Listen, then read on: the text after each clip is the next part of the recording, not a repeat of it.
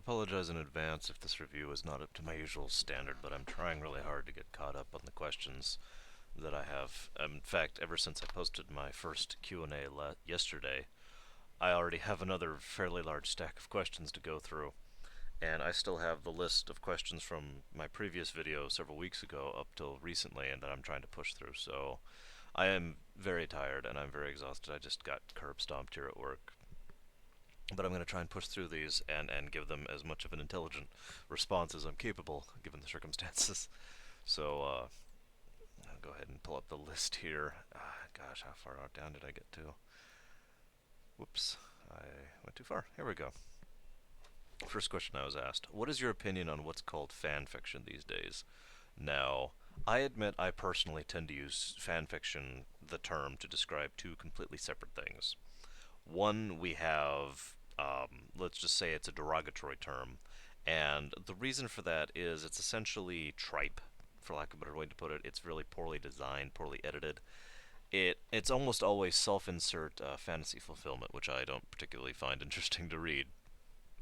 But it's also usually very poorly designed, but it has poor composition, is generally poorly written, and so not something I would consider a good thing. But it is also worth noting that there is such a thing as, I guess, proper fan fiction, whatever you want to call it, because it is still technically fan fiction, but what it is instead is, rather than that, imagine everything I just said, but it's well written, it's well designed, it's well composed, and rather than simply inserting themselves into their fantasy character, whatever, of the setting, what they tend to do is either remake, like, say, I've seen fan fiction for parts of Final Fantasy VI that I'm not even sure I could call it a remake. It's just a different format for viewing it. But because it's a written format, you can go into more detail about what the characters are thinking and what they're doing and blah blah blah blah. Or it's a expansion.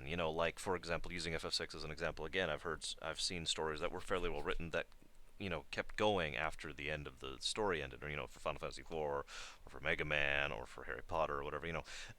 Essentially expansions of the story, and those are fine.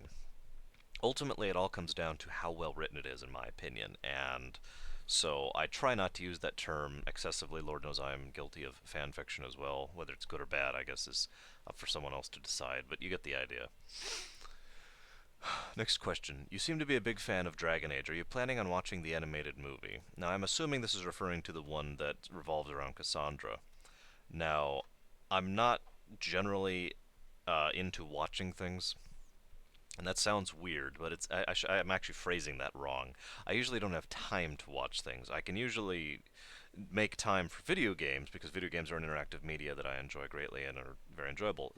Sitting here and watching something always feels like I'm wasting time, and I don't have that much spare time anyways, and so the spare time I do have tends to go towards either friends, family, working on my music, working on my projects, or video games, and so I generally don't watch things. However, all that boilerplate out of the way, I would actually like to watch that video. It does look much more interesting than it did initially, so maybe I'll get around to it one of these years. I have a huge backlog of things to watch. It's ridiculous.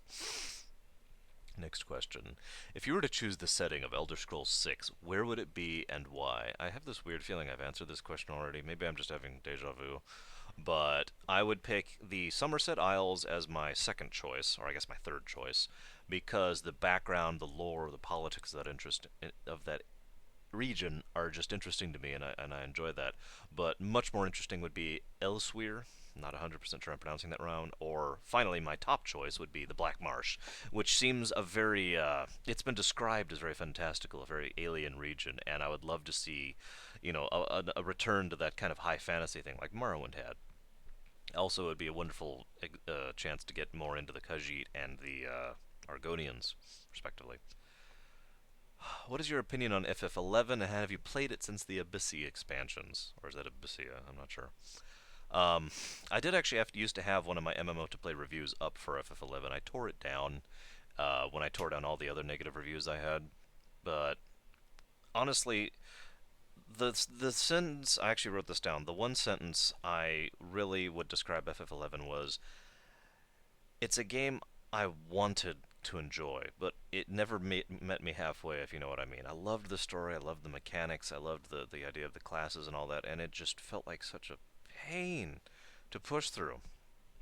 I'm sorry, I'm actually already getting back to the negatives, and I don't want to do that. That's not what this channel is about. So let's just say that it was a game that I wish I could have enjoyed more. And no, I have not gone back since the Abyssia expansion, so maybe it is better these days. I have no idea. I don't have time anyways, but shrug. Let's see. Next question. Have you played Kerbal Space Program? Yes, I have. And this is going to sound weird, but I simultaneously really liked it and don't want to play it anymore. It's very well designed, it's very well built. It has this nice little niche of physics combined with math, nerditry, rocketry sort of simulator game. And it's actually very enjoyable if you get into that kind of thing, which I admit I do. But it feels very much like a flash game. And I admit this is my own fault. I really shouldn't use this so derogatorily, but I tend to refer to a game as a flash game as an insult because a flash game is a game that can be any level of enjoyable. It could be the funnest game in the world, but once I've finished playing it, which usually takes around 2 hours, I put it down and I never have a desire to pick it up again. I'm done. It's over. And so while Kerbal was awesome and I enjoyed it and I enjoyed playing it, once I put it down, it was like, yep. And I just never had the desire to go back. Maybe that's just me. Maybe I've just never been able to dedicate myself to something like that. It's also why I don't get into iPhone games or anything like that. It's just, yep, it's a flash game and I'm done. You know, Do you know about the Age of Mythology game and its expansion? Yes, I do. As I mentioned in my earlier Q&A, I did really get into the Age of Empires series, and so I was already on board with Age of Mythology when it came out. Age of Mythology is actually my favorite of the Age of Empire series, or the Age of series, whatever you want to call that. Not only was it an excellent game, you know, just in general, but it had a really nice sweet spot between complexity in the sides and balance across units and, the different resource gathering mechanics, that kind of thing. It had a very StarCraft feel, which in a good way. And the storyline was surprisingly good and really got I really got into it, and I really was enjoying seeing how they were tying in the mythologies of the different regions and the different areas all into one overarching plot. It was really well done, so definite props there. Love that game. Um, Hang on just a second, if you would, please. Uh, Someone asked, what are my gaming PC specs? In brief, I have a 3.2 gigahertz Intel quad, of course, 64-bit Windows 7 OS. I've got 16 gigs of 1333 megahertz RAM. That's DDR3, of course. I've got two overclocked EVGA GeForce GTX 460 SLIs, which are linked, and a wonderful 27-inch monitor. I love this thing. This laptop is so weird going to this thing because the monitor's like this whenever I go home. And Sound Blaster X-Fi Titanium, which I personally think has the best sound quality for doing my music and things like that. Oh, and a couple terabyte hard drive. How much did your computer cost you to make? I'd actually pull up the receipt for this one, but not. I'm sorry, including shipping, not including the monitor or the keyboard or the mouse. It cost me $1,200. So, and to answer your unspoken question, in that yes, building your own PC is almost universally going to be cheaper than buying a prefab. The catch is you really do need to know what you're doing as far as not just getting the parts and making sure they're the right parts and making sure they actually function together, but then putting them together. It is possible to ruin CPU cores, just to use one example, permanently if you don't know what you're doing to putting them there. But if you do know what you're doing, by all means, I do recommend it, and as I do for many of my friends, because it is much cheaper and generally gets a better machine too. Do you know of the S.T.A.L.K.E.R series? And if so, what do you think of them? I do know of them. I haven't actually played them personally. They look like games that would be very enjoyable popcorn games that I would really like to play through someday, like the other 700,000 games on my list. But I do have a couple friends who are very much into them, and it has been on my radar for some time. It's just the usual problem there. Who has been the most influential person to you? Mum, my mother. Definitely. I'm not going to elaborate much, but when you are an only parent with one child, and I said that in the wrong direction. When you're an only child, I'm sorry, with one parent, you go through 20 years together, you tend to form a sort of a bond, and there is a reason I call her my best friend, not just my mother, my mum. This person was basically trying to elaborate on the reason I have a PS3 is because it has exclusives or because I care about the Blu-ray function. I really don't want to encourage anyone to. I don't like the Blu-ray thing. I'm sorry. Gosh darn it. I don't like the exclusives thing. I don't like encouraging people to exclusive to different systems because what tends to happen is, say, with the Kingdom Hearts series, where there's this one game that's on this system, and there's one game on this handheld, and there's another game that's on that handle. It's all the same series, it's all the same storyline, and and they're all connected to each other. But gosh darn it, you know. And so that does irritate me. On the other hand, I will admit that the reason I got the PS3 was because there were a sufficient number of exclusives on it to justify its price when it went on sale. As I think I've mentioned before, I got the PS3 for $100 on sale, and new PS3. I need to point that out. So that was worth it to me. But yeah, as far as the Blu-ray function, as I was getting crossed there, I don't care about Blu-ray. I have no Blu-ray devices, and I won't for a while. I have no interest in Blu-ray for the moment. No use for it, I should say, actually. Which games would you recommend to a person who wants to be introduced to the world of gaming? Now, I actually made a list here, but that does depend very wildly, as gaming in general is a very vast and wide medium. And that being said, some games, some generic games, tend to be rather universally loved. Just to get a nice overall set of genres here. We've got Mario Kart, just about any Mario Kart, but the Wii one I guess would be the most recent, easily accessible one. Minecraft on the PC, Halo or Halo 2. I actually haven't played Halo 3, so I can't comment on that one, but definitely one of the Halos. StarCraft 2, very good modern RTS. Any of the modern Pokemons, if you're into that sort of thing. And if you have the capacity, I would strongly recommend picking up, if you can, Super Metroid. That would be SNES. Super Mario Bros. 3 on the NES, Mega Man X, that's on the SNES again, and Zelda Ocarina of Time. There's a remake on the 3DS, and of course the original is on the N64. With that particular bundle of games, you hit multiple systems, multiple genres, and a wide variety of games that most people tend to agree are good. So that would be my recommendation. Donkey Kong 64, good or bad? I didn't think it was to the scale of Donkey Kong Country, or indeed the one on the Wii, but that's regardless of the point because I actually did like Donkey Kong 64. I thought it was good. I thought it was enjoyable, and I got into it. I just never got into it as much. Donkey Kong Country I've played and replayed several times. I bought the remake on the GBA, for example, just to play it some more. But the 64 one I played through once and then put it down. It was still good though. I guess I would call that a popcorn game, but I just didn't have that phrase back then. Scroll down a bit more.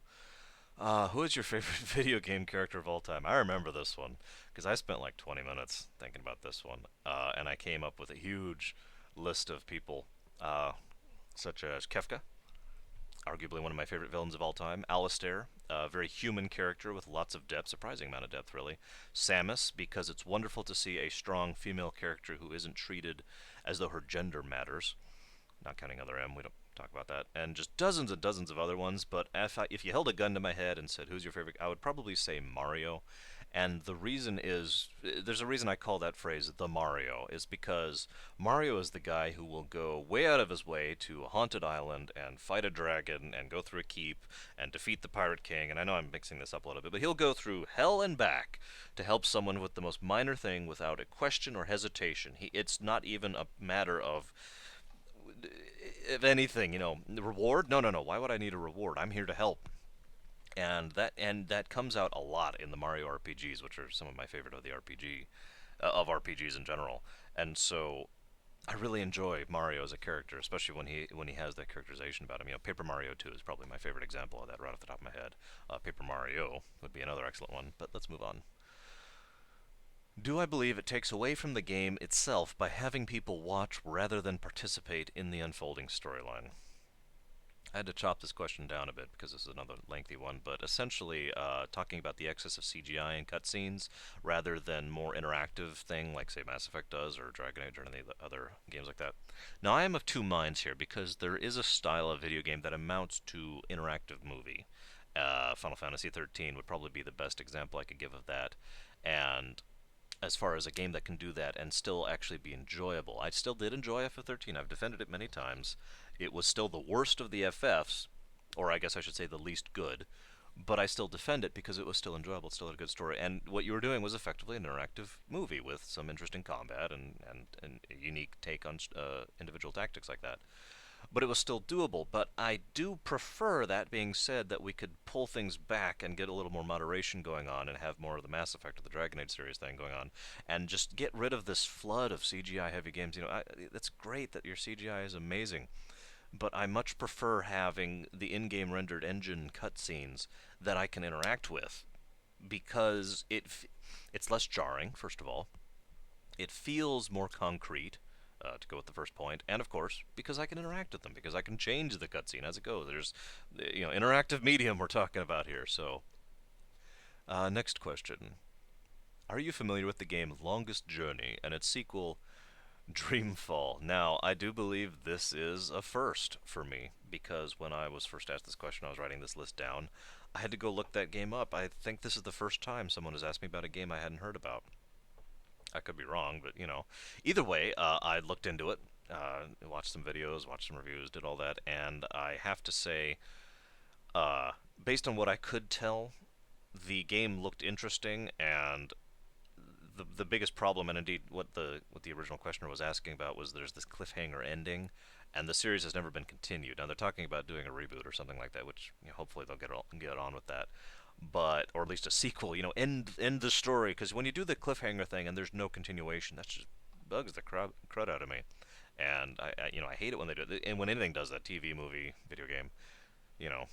And so it is my hope that they will continue doing that, even though I've never heard of this game series. I very much hope they do, because that's a crime, in my opinion, when that comes out. Not a crime as in, come here. No, I mean, just it's unpleasant, it's unfortunate, it's horrible, and it shouldn't be that way. But anyways, moving on. Mass Effect movie. Could it work? Yes, but only in an extremely remixed fashion. We have to take Mass Effect and essentially decide on a canon storyline, get the basic framework, get the basic concept of the story, and put that into a movie format. And you're going to have to chop it down a lot, and you're going to have to summarize a lot, and it's going to be very tricky to pull off, especially since most people will be automatically disinclined towards this movie who are Mass Effect fans, because Mass Effect fans tend to like choices and options, and tend to have a degree of fondness for their Shepard, for instance. I've talked about this before. And the fact that it will not be, just about guaranteed, it will not be their Shepard, means that we automatically have a problem based on right off the start, and they're going to have to overcome that prejudice in order to make it work. So, yes, it can work, maybe, and I don't personally think it's going to, but we'll see. I could be wrong. Would you rather have Fallout 4 be like Fallout 3 or Fallout New Vegas?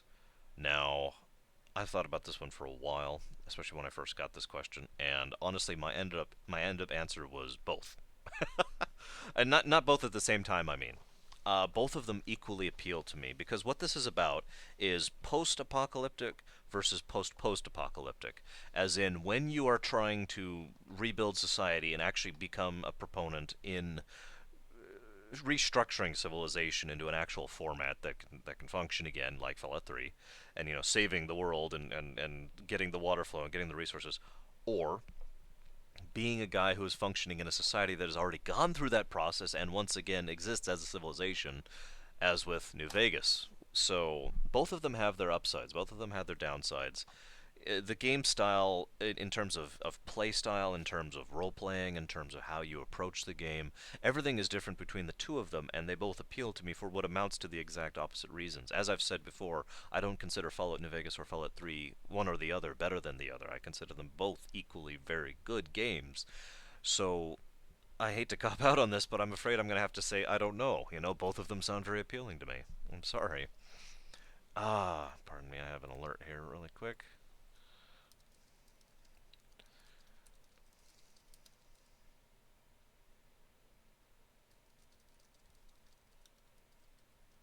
Okay. Um, Next question. Have you played Spore, and what are your thoughts on it? This actually amused me a lot. Spore is one of those games I always felt should have gotten a little bit more attention. Maybe it's just me. Maybe I'm the only person in the world who really, really, really loved Spore. I played that game so much. My played time in Spore is one. It's one of the very few games that hits the multiple triple digits, as in over 200 hours of played time. because I loved the unholy hell out of that game. It was awesome. I loved it. I loved the little mini game setups of going through, and I loved the fact that each of the sequences was equally enjoyable to me. I usually when I go back to Spore, which I do every now and again, I leave it installed on both my computers. I actually go through and start over from the beginning, even though I already have my galaxy spanning empire going on because the game's still installed, because I enjoy playing through the cell stage. I enjoy playing as the creature. I enjoy doing the little RTS pseudo thing. I enjoy doing the little civilization pseudo thing. And then, of course, the just amazing level of the scope and the freedom of action. Spore is what I consider to be the second most sandbox game I know of. The first being Just Cause 2, in case anyone's curious. And the sheer level of openness and freedom once you hit the space stage is mind-boggling, and in my opinion probably requires a good walkthrough or wiki or something in order to really get you to understand just how many options you really have, because there's so many. But I love that game. I've played it ad infinitum and will probably continue to keep playing it. Have I played Silent Storm? Yes, I did get a hold of this one, although it happened right around the great hard drive crash of the early 2000s, or whenever that was. Actually, I don't remember the year anymore. It's been a while. And I lost a lot of things, including that. But while I did enjoy the tactical squad-based combat of it, the game itself never really sold me. I can't say why. I'd have to pick it up again to tell, and I haven't been able to get a hold of a copy of it for some time. If a new console, such as the PS4, came out and had full backwards compatibility all the way to the PS1, and every game made for previous consoles was on the PSN, would I buy it? Now, this is an interesting question. This was in response to my comments about the Xbox and what my thoughts on consoles in general, how a console must justify itself based on its library. The thought here being, if a console came out that had the entirety of the library of the PlayStation generations, would I buy it? Now, the answer is eventually yes. So this has to be explained a little bit. I already own a PS1, I already own a PS2, I already own a PS3, and the ability to play all those games that I already own is something that I wouldn't want to shell out additional money for a brand new device just to do. However, it is worth noting that eventually devices get old and start breaking down. My PS1 has an issue where the cover, it's actually the PS1, the really little one. The cover on it has a tendency to stick and not be able to, or I'm sorry, not stick, and so it actually can't close, and I really have to get it very carefully aligned in to close it. My PS2 has trouble reading some discs and stuff, so while I probably would not buy the PS4 new, I would buy it pretty much guaranteed for the availability of having the one system, that's convenience, which I would enjoy, and for the fact that it would be a modern system which hopefully would have less hardware failure issues and the ability to not have to carry around all these games in my little shelf thing I've got going on. So yes, and I just wouldn't buy it new because I couldn't justify that new because I already own that game. So it would be a matter of convenience and other things. Give me one moment. All right, so sorry about that. Next question. As for superhero movies, which are your favorites? I've thought about this for a bit. X-Men 2 was a definite favorite. Spider-Man 2, Iron Man, both 1 and 2, but mostly 1. The Avengers, of course, and The Dark Knight, both of them. Although if I had to pick one of the Dark Knights, I would pick the second one. Not just because of the Joker, but it was a better presented movie overall, in my opinion. Next question. If they started doing supervillain movies that showed their origin, who would you want to see next? Ooh, that would be a difficult call, but I would probably go ahead and go with more or less in order. Apocalypse from Marvel, Mr. Sinister, Magneto. I know they've sort of done Magneto, but Magneto done properly. Carnage, Lex Luthor, Sinestro would be interesting. The Cyborg would be horrifying and but very well done. I'm sorry, very good if they did it well. If it was well done, it would be good. There we go. Words, words. So, but definitely Apocalypse on the top of that list, no doubt. Apocalypse is probably my favorite comic villain of all time. What are your thoughts on the choice of making a female protagonist in games? Do you feel this is a trend? I've always been of the belief, for as long as I can remember, that aside from a few obvious things, gender really doesn't or shouldn't matter. As far as an individual goes, as far as a character goes, as far as personality goes, that kind of thing. And so a truly well done protagonist tends to be remembered as the protagonist as opposed to the male protagonist or the female protagonist. An excellent example of this is Samus Aran, who, until Metroid Other M, nobody really cared the fact that she was female. It was that she was Samus or Samus. I can't remember how to pronounce it. She was the hunter. She was not the female hunter. Another excellent example here would be in Deep Space Nine.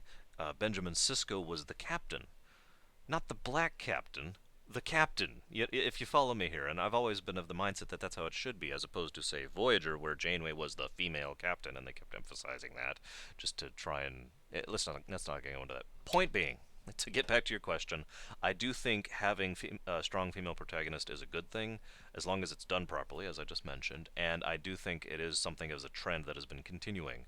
The catch is to not go too far in the opposite direction and make female characters who do the I don't even know how to put this without sounding horrible, but who go overboard with it, who just try too hard to be like, female, screw you, No, just if you do it right, Mass Effect is an excellent example. I do think female Shepard Femshep, if you prefer, was a well done protagonist. I think Jennifer Hale did an excellent job of that. So, shrug.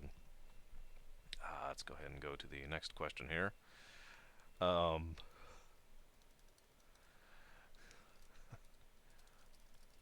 Which of the two types of storytelling do you prefer? The hero's journey or the more personal story, and why? Honestly, I'd prefer to say neither because it depends on how the story is told and how it unfolds. But that's a cop out, and I've already done several of those this time. But let's go ahead. If I really had to pick, I'd go ahead and pick the personal story. And let me explain why, if I might. As I'll discuss much more in depth when I get to the Mass Effect reviews, one of the primary difference between Mass Effect 1 and 2 was well, everything actually, but the focus of the story. Mass Effect 1 was all about the hero's journey. It was all about the epic scope and scale of saving the galaxy and going against impossible odds and all these wonderful things. Mass Effect 2 was a very personal story. It was very, very down to earth. It was all about your squad. It was all about the suicide mission. It was all about the individuals, and you really got a feel for the characters in that one. And when you have an adventure that is all about individuals on a personal level, like Mass Effect 2 does, and when you're already using that type of storytelling, it makes it easier to have those in-depth characters. It makes it more possible to have characters you can really empathize with, really sympathize with, really care to grow about. Dragon Age Origins probably being an interesting example of what I mean by neither, because Dragon Age Origins did both, and I really liked that, and a few games have pulled that off. Final Fantasy VI would be another excellent example. Final Fantasy IV is kind of iffy. It depends on which version you're playing, but you get my point. If I did have to choose, though, I'd go ahead and say the personal story, but both have their merits. Do I think Molag Bal will be a better villain than Dagoth-Ur? Now, this is in reference to the fact that he will be the villain of the new Elder Scrolls Online coming out next year, and in reference to the fact that I said Dagoth-Ur was my favorite villain from the Elder Scrolls series so far. He was the most well developed. He was the most interesting. Blah blah blah. Molag Bal already has plenty of backstory, plenty of build-up, plenty of stuff. Anybody who is a fan of Elder Scrolls, knows the lore basically at all, knows who Molag Bal is, and can already say, yes, okay, we're with you. And having that backing is going to help them. And so what I'm going to say is he has the potential to be a more interesting villain, a more well-developed villain, but by the same token, it is also possible what will happen with him is the same thing that happened with Dagon, who or I'm saying that wrong, aren't I? Dagoth. Shoot, I can't think of his name all of a sudden. The one in Oblivion, the Daedric Lord in Oblivion, who was a background character, who was the driving force of the plot, who was the primary motivator of the plot, but never actually was on the front stage and never actually was in the spotlight, never actually did anything, if you follow me. And so there was no real development of the character there per se. So it depends on how they pull it off. I am hopeful, though. I am hopeful that it will be interesting. What is your opinion of Sega as a developer, and has your opinion of them changed over time? This was asked by someone who was an old Nintendo person back in the Nintendo versus Sega days. I would say I was a Nintendo person, but honestly, even then, I didn't really think of it that way. I played both, to be honest with you. I did like quite a few Sega games. I of course, preferred the SNES, but when I say preferred, it's the same reason I've already given. Their library was bigger and had better games, in my opinion. That doesn't mean I disliked the Sega. It's also worth noting that Sega has made some truly excellent games, and of course they gave us the Dreamcast and a one series of wonderful, interesting games on that one. Not all of them developed by Sega, obviously, but you get the idea. And What did they get? House of the Dead was a game Sega gave us, I think. Streets of Rage was one. Virtua Fighter, I mentioned that earlier. Crazy Taxi, of course. I'm not 100% sure on these. These are just off the top of my head, but I do also think that Sega has not gone down in quality, and I know I'm going against the viewpoints of the entire internet at this point, but I point to the latest Sonic games as an example of that, which I actually enjoyed. I know, it's strange because nobody in the universe seems to like them, and everyone seems to think they're the most horrible things in the known universe. But I enjoyed the new Sonic games. The only one I didn't really get into was the Black Knight, and honestly, the only reason I didn't get into that one was because I only got to play it for a few hours and then it went away. Whenever I finally sit down to play it, I'll probably like it too. So I got nothing against Sega, and they have a good track record. So I'm kind of kindly disposed towards them. In the consumer trust area, I am more inclined to buy a Sega game than I am not. What are your thoughts on the Gears of War games and characters? Now, I could go into depth here, but I'm going to summarize really quickly because what I'm going to say is I feel it is a great shame that Gears of War 2 and 3 are Xbox exclusives. I played one on the PC. I did enjoy it. The story I kept up with through Gears of War 2 and 3 thanks to wikis and walkthroughs and forums and all that sort of thing. I found the story actually quite engaging. I found the characters quite engaging, and one thing I was really surprised by is a game that is essentially, when you look at it on the face of it, is machismo with guns and chainsaw swords and all that fun stuff.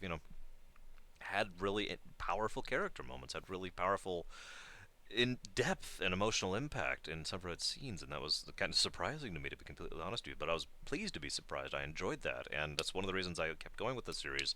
And if they ever do a PC port for 2 and 3, I will pick them up because I want to play them. So, you know. And again, I may be going against the grain here by saying this, but I did enjoy the series. I thought they were. Yeah, I didn't think it was the greatest series of all time, but I don't have to do that. At least I don't think so. Hang on, let me check. Let me check the rule book here. Let's see. Greatest series of all. Nope, nope. Okay, I'm good. Sorry, just had to check real quick. Next question: which class are you currently playing in Diablo 3? I want to stress, as I think I've mentioned, that I'm in nightmare difficulty at the moment, which is nowhere basically because I haven't been playing it these weeks. I've been taking off for health reasons, but I played my barbarian up to Act 2 of Nightmare and up to like level 50 something and hated every moment of it. I don't know what it is. I didn't get into the melee combat, and so I shouldn't say I hated it anymore. That's actually completely untrue. I hated it when I was grouping with friends. When I was solo, I suddenly went from being this tissue paper thing to being able to solo everything with ease. Well, not with ease, but with fun. There we go. That's a good word. With fun. And so I abandoned my barbarian because I don't play solo. I play co-op. Picked up my wizard, which is who I am again in Nightmare. I've gotten back up to Nightmare now with my wizard, and that is the character I've been playing. It's very good artillery support. Frost Nova with the bright right runes can be awesome, and there's a great deal of cool factor there that I enjoy. But let's move on. Did I play the Bioshock games, and what did I think of them? I thought Bioshock 1 was an absolute gem. It came out of nowhere, and it contained what I consider the exact right type of horror. I've talked about this before. Implied, insidious, long-term horror, the kind you really have to think about, as opposed to gore or shock value or whatever. No, no. And the whole gameplay story integration of Bioshock was done to such an incredible level here that it was almost unheard of. And a wonderful deconstruction of the way of linear-based gameplay in general. I know I'm borrowing that quote, but it's true. I don't have a better way to say that. It was really well done, and I enjoyed it a lot. And of course, since I was a big fan of System Shock and System Shock 2, that probably shouldn't surprise me that much. Now, I have not played Bioshock 2 as yet, partially because most of my friends have warned me away from it because they say that while it is not exactly a bad game, it is nowhere near BioShock 1, and so therefore I shouldn't touch it to avoid disappointment. The Just Cause 1 and 2 issue there, except in reverse, I suppose I should say. Did you ever play Limbo? Yes, I did, and Limbo is one of those games that sits in the category over here of very excellent game, very well designed, very well completed, and I hated every moment of it because I really do not get into the creepy, terrifying, visceral atmosphere. That's just not my thing. But I thought it was extremely well done, and I applaud it. I actually went and bought it just to support the game. And granted, I bought it on sale, for like $3 or something. But the point being, darn it, the point being that it was a game that deserved to be supported, and if I had the money to spend full price on it, I would have, because even though I would never have played it, I would never even installed it after that initial playthrough, just, ugh. But it was very well done, and it deserved that support, so let's move on. Did I hear about the EA hiding DLC content, I'm sorry, hiding DLC console exclusive content on the PC release of Dead Space? Yes, I did. Now, I imagine that was not necessarily, what's the word I want to use here, malicious. That it was probably either a massive snafu, which wouldn't surprise me, or more accurately, it was probably a question of time and constraints and all that sort of thing. However, I don't know specifics, and all of this is just conjecture, and I admit that, so I don't really know what to say other than the fact that I think that if it was done deliberately, it was crummy, and if it was done indeliberately, then it's just a mistake. Excuse me. If I was transported into the Fallout universe, which wasteland would I like to go to, and which faction would I join, if any? Honestly, given how miserable that setting is, I would probably make a beeline for the Capital Wasteland and join up with that particular branch of the Brotherhood of Steel. And the reason why is because, with one other exception, which I'll go into in a moment, none of the organizations in the Fallout series are really good. They Some lean towards good, some leans towards bad, some are hideously, horribly evil, and some are basically right in the middle. The New California Republic is a fantastic example of an organization that is an organization. Calling them good or evil really doesn't apply in that case. They're just another organization trying to civilize the wastelands and doing a good job of it. But and New Vegas showcases that rather well. But of course, Fallout 2 is the major source there. However, the Brotherhood of Steel in general tend to be the kind of people who I would rather see fall off a ditch and die, except for the ones in the Capital Wasteland under. Oh shoot, I can't think of his name. Uh, the guy who branched off, who basically left the Brotherhood of Steel in order to form that particular sect of it, and are there to help, are there to clean up the wasteland, are there to assist. When you complete the main storyline and go into Broken Steel, guess who's distributing the water for free? Those Brotherhood of Steel. Now, not all of those people are good people, of course, and you encounter plenty that are not. However, that is the organization I would probably want to be a part of. Someone who is actually helping to make the wasteland a better place actively, rather than, in other methods. The other organization I was going to mention was the Followers of the Apocalypse, who are more on the west side of the country. And I don't know, they have had such a passive impact on the series as a whole. While they have had important impact in the backstory and that sort of thing, they've never really done anything. And so I've always got the impression that they're the kind of people who don't really do anything. So I would much rather to be more active. But the Followers of the Apocalypse would be my second choice. Will I do a review of Max Payne 3? Now, I really liked Max Payne 1, the original. I never got around to playing 2. I heard some unpleasant things about it. I have been very hesitant about 3 because the ads have really put me off to it. They don't strike me as the kind of game that I would like based on the ads. However, I will admit that ads can be deceiving, as Kingdoms of Amalur is an excellent immediate example. That was just a few months ago, where the ads were terrible and made me think it was this terrible, awful game. And when I finally picked it up, it was like, oh wow, this is awesome. So I guess the long and short here is no, I'm not going to do a review anytime soon, simply because I have too big of a backlog for games I already own.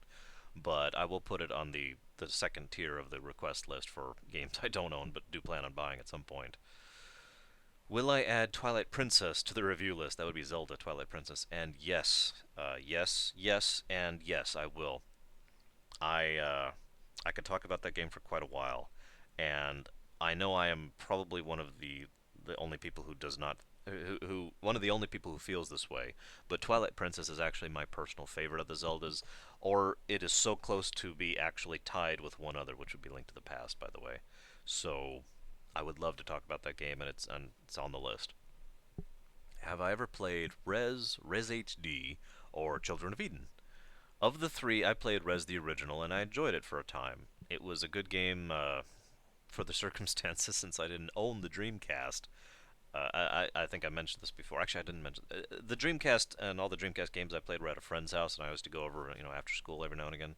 And so for a game that relatively uninvolved and relatively short, going over and just playing it for an hour or so at my friend's worked great, and so it was a fun game. I just can't say much else about it, and obviously I didn't play Child of Eden or the HD version. I'm curious what you think about the Hobbit films Peter Jackson is currently making. I am beyond psyched for them. I was a little hesitant, but they got almost all the original cast back and almost all the original crew back, and I don't get me wrong. There are a lot of movies I really enjoy, and there are a lot of movies I truly, truly like. But the Lord of the Rings trilogy is arguably my favorite movies of all time, and I thought they were works of art. I thought they were absolutely amazing in many, many ways. And while they were not true to the books, I think that what they did was instead took the, how do I put this, the essence of the books, the feeling, and really ran with that instead of trying to adhere to the specifics and the details. And I think they did a magnificent job of it. That is why, I mentioned this in an earlier question about changing mediums. When you switch mediums like that, even from a book to a movie, even though that's both non-interactive medium, that's still a different medium, and I think they did a good job with that rather than adhering to the book directly.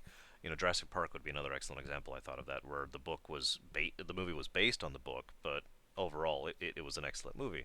So, long story short, I do think the Hobbits, because there's going to be two, are going to be very good, and I'm very looking forward to them. This is another one of those summarized questions. How do I feel about people making videos about me? And the gentleman wanted to see how I felt about the almost sudden modicum of fame that has been endowed into you. As I've said before, I don't really think of myself as famous. I don't really think of myself as some kind of internet celebrity or YouTube celebrity, or whatever. I'm just a guy doing his videos in his spare time here, and trying to, do my thing and be entertaining and get some kind of thoughtful discussion going on here. Video games are awesome. Let's talk about it. Now, I know I've been doing my Q&As a lot lately. That's partially because I've really been pushing a lot of my other spare effort into the project, which no, I will not talk about just yet because I prefer to not build up hype until I have something ready to go. It is something that will be shared for everyone who's been wondering that.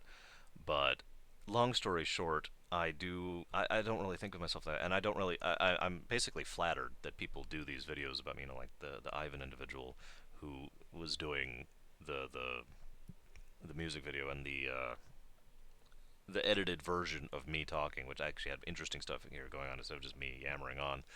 So it's flattering, but honestly, I really don't think of myself like that, and I don't think I'm going to. It just doesn't gel with me.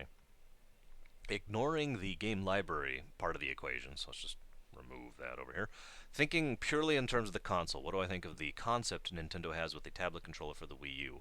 Will it be something like motion control that you don't like or want, but will put up with for good games, or do you have high hopes for it? Of course, my first response is, well, we'll see based on the game library, but no, that part of the equation has been removed. So let's talk about the Wii U as itself. I think it's a terrible concept. I do not think it's going to work, and the reason for that is because I've played tablet games, I've played iPad games, and they are jerky, and their interface is clunky, and it's not conductive to gaming. There's a reason I say flash games or the kind of games that are on those because that can work when the UE consists of this that works. Even playing something like Diablo 2 on the iPod, which we actually tried on the iPad, sorry, which a friend of mine actually tried, doesn't work at all because the controls are just terrible. And it's slow and it's non-responsive. And if that's really what they're going for with the Wii U, that's going to be awful. And I really hope that we could get back to having real controllers again. I mean the GameCube, the PS2, and the PS1, it's basically the same thing, and the PS3, I'll give them that. Those were controllers, it's just this thing, the SNES as well. While we're gunning this up, the first really rounded one actually wasn't the first, Genesis was, but you get my point. Get back to this thing, guys. This is what I want. I want to be able to do this when I'm playing video games, or maybe this, or maybe if I'm really into it, I want to do this. But I do not want to do this, and I don't want to do this. I want to play the game, you know. Maybe that's just me. Maybe I'm the only one who thinks that way. I don't know. What is my opinion of Red Dead Redemption? I feel like I've answered this before. I'm not sure. A friend of mine and I were discussing it recently. It is a well it is a beautiful, well crafted, well designed, well acted, well performed, well presented sandbox to play around in. The story was interesting, but didn't really catch me per se. But the story never really felt like the point to me. It was the game. It was just this world that you could just go and play in, and it was amazing, and I enjoyed it. And it was, I don't know. It just had this really wonderful atmosphere to it, and there was something just wonderful about going over the first ridge on my horse and seeing rendered, miles in all directions, and I'm just like, oh, and I could just pick a direction and go, and that's exactly what I did. So wonderful game. Definitely recommend it to anyone. That's one of those PS3 games that I did. I don't know if actually that's PS3 exclusive anymore. It was when I picked it up. Um, but I definitely recommend it to anybody who can get a hold of it, who's into that type of almost that sandboxy GTA type thing. And no, it's not as violent as GTA unless you start dragging people through cactus patches with on the back of your horse with a rope. But anyways, let's move on. If I could design the perfect Farscape game, how would I do it? What story elements would it have? Who would be the main characters? What type of game would it be? Now, this was a very difficult question because this comes right on the tail end. No, right on. It's been a couple weeks now, but this question came in relation to the fact that the Farscape MMO has finally been announced, which I don't remember if I've said on here, but I'm very disappointed by. I have no hopes for that at all. I have no doubt that that's going to be terrible. Sorry, but I'm just not even optimistic about that one at all. And I can go into why, but let's not. The point being that if I were to do a Farscape game, I would do something a little simple. For anyone who's played the old adventure games like Star Trek Judgment Rights and 25th Anniversary, Day of the Tentacle, Maniac Mansion, the old Indiana Jones games, I would do something like that. I would make it basically be the Farscape story arc. They would actually be following the plot of the series from the beginning all the way to the Peacekeeper Wars, and there would be some modularity to it. For example, while the overall point A and point B would remain the same, you would not be limited to this path. You would be able to take this path or this path or this path over here, something like that. And which a good adventure game can do much easier than most other game types can. And so I would do that kind of thing. I'd have the stories themselves would essentially be episodic, which again, using the Star Trek Judgment Rights or the Star Trek 25th Anniversary games is an excellent example of what I'm talking about here. And so there would be continuing themes. There would be changes in the status quo. Party members, that is to say, characters would leave and come and join, and things would change just as they did on the show. And there would be a lot of emphasis on character development because this is Farscape we're talking about here, and a lot of emphasis on the story. I would probably eject a lot of the standalone stories that really didn't add anything to the series as a whole. So you're basically playing the main plot, if you follow what I'm saying here. But that's what I do, and I would definitely make all of the main characters come back in a major format, one way or another. Ah, gosh darn it! So many alarms tonight. Ah, who is this?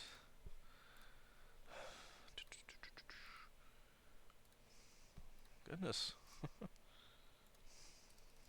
Okay, sorry about that. What comments do you have on Asheron's Call 2? Ah, now that's a tough one. Let's be completely wholly honest with ourselves here. Asheron's Call 2, somewhere along the line, I could mention the patch. I remember the patch when Asheron's Call 2 went from amazing to terrible in one instant, and it never recovered. It was never Asheron's Call 1, and that was part of its problem from the get-go. But I really liked Asheron's Call 2. I really enjoyed playing it. I really miss Asheron's Call 2. It's another one of those MMOs that's just gone, and I can never pick it up ever again, no matter what I ever do. The other one would be Earth and Beyond. And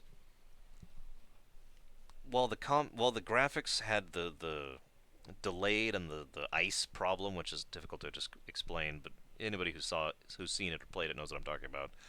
And it had a very unforgiving combat system, but it was so, I don't even know how to describe it. It was like playing Oblivion almost. It was just this open world.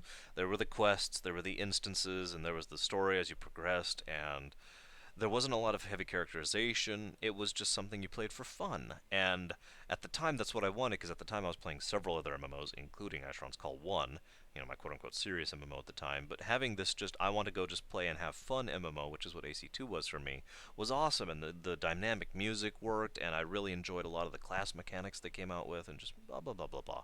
And then they destroyed it! Just doomed! And just my god, and a lot of those problems were bugs, but even when they fixed the bugs, they never actually recovered from that point, and the game just nosedived within like 3 months. Actually, it was more like 8 months or a year or something like that, but it just nosedived and never recovered. And then they shut it down, and they never even got to get to the Ulthoi storyline. They actually had an Ulthoi storyline that they were going to do, and the Ulthoi were already in the game, and we got to see him at the end of beta event. Dang it, So I wish that something could get on with that. That they could do something else with it. But that's never going to happen, especially not with Turbine under Time Warner now. But, oh well. Uh, what are my thoughts on the compilation of Final Fantasy VII titles? Can you see any future titles coming for this, and what future could you see for the character of Genesis specifically? Now, I really enjoyed the compilation. I wish more games would do this. The whole idea behind the compilation, at least from my perspective, is taking an established story, which is very well done, very well crafted, and adding here and adding here and adding here, and just fleshing it out so you really see more of the characters, you really see more of the story, you really see more of the background. They really explain a lot. It really added to it. It was the perfect kind of expansion, as I've used that term before. It was an expansion to the FF7 story, and it worked beautifully, and I loved it. I've owned every single one of those games, with the exception of Before Crisis, I believe, the one on the phone. I don't know if that's ever been ported to date. I haven't looked into it in quite a while, but it's on the phone, so moving on. But I did read the story of Before Crisis, so I could be up on it, and it made a lot more sense. It made so many things in the game itself make so much more sense, and I think more games should do that. I think more games, if they have the ability to do so, should do the expansion concept and keep going. Now, I don't think they're going to do this in the future, partially because Square Enix has not exactly been making the greatest choices lately, let's be honest, but also partially because I don't know how to put this. The developers who worked on FF7 who are still there, and the fans, and basically everyone have all basically said, we would love to see a proper remake of FF7 like we did with FF4, 3, 2, and 1. And what's his face? I can't think of his name. The guy I want to shoot in the face, said no, I could not possibly dedicate that many time and resources to a single project. That was his response, and then we shoot him in the face. And so, if they're not even going to do a proper remake of one of their best-selling FFs of all time, I don't think they're going to put the time into expanding the compilation anymore, which is a shame because it felt like there was supposed to be at least one more game after Dirge of Cerberus. Which brings me to the final question about Genesis. Yes, I do think there should have been more about Genesis. I don't think there's going to be a future for him, unfortunately, for the reasons I just mentioned. But Genesis was a character that I think was designed to go somewhere, and I think that cliffhanger plot hook at the end of Dirge of Cerberus was designed to lean into the next story, which was going to be Genesis focused. And it didn't happen, and probably never will, which is just a shame. And oh wow, I'm at the end of my list. My goodness, almost an hour long now. Okay, so I'm gonna go work on some other things and get some paperwork done. I have another massive pile of questions to get through since I posted my video yesterday. I'm gonna start compiling those relatively soon. I don't have a date on when I'm gonna get back on here. I am not gonna get back on game reviews until I finish, at the very least, my next candidate release. But I am going to try and work on that soon. I'm not going to do it tonight because I need to be in full shape, and I'm just simply too tired to do that kind of voice acting right now. But am hopeful to get that done this week and then get started on the game reviews again. And I'm going to be looking at immediately Baldur's Gate 1 and 2. Or really, it's going to be a Baldur's Gate 2 review for reasons I'll explain when I get there. But Baldur's Gate and KOTOR, and I might actually make KOTOR 1 and 2 a single review as well because I can do both of those. Regardless, I will see you guys whenever I manage to get back on here.